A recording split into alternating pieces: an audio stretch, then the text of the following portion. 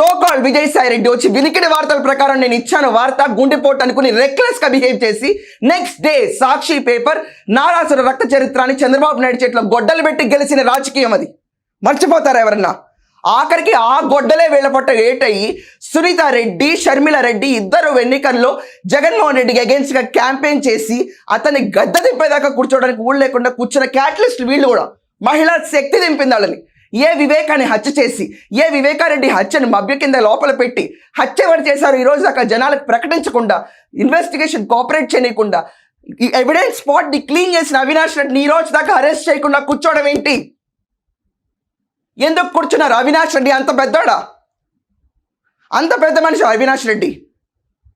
Investigation కూడా తీసుకెళ్లే సత్తా లేదా ఎవరికి? ఎక్కడి నుంచి మొదలవుతుంది రక్త చరిత్ర? ఎవరిది రక్త చరిత్ర?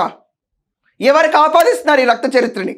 ఇదంతా పక్కన పెడితే పరిటాల రవి గారిని మనందరికీ తెలిసిన విషయమే.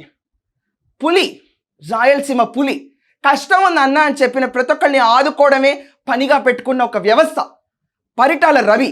పరిటాల రవి గురించి ఆలోచిస్తే చంపేస్తారు ఆయన్ని. ఎవరు చంపుతారండి పరిటాల రవి గారిని? అశేష ఆదరణ ఉన్న వ్యక్తిని అతి క్రూరంగా చంపేస్తారు. చంపేసిన తర్వాత స్టోరీ పోని నిందితులకు శిక్ష పడుతుందా?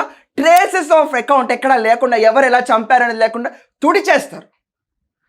వాళ్ళ ఓనమాలనే ఉండవు. చంపించుకునే వాడికి ఎంత బాధ ఉందో చంపినాడికి కూడా జీవితం మీద భరోసా లేని పరిస్థితి.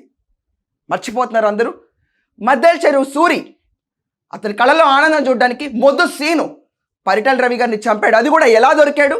బాంబులు చూడుతూ బాంబులు పేలిన సంస్థ అప్పుడు అతన్ని తీసుకెళ్లి లోపల పెట్టినప్పుడు తేలిన విషయం ఇది.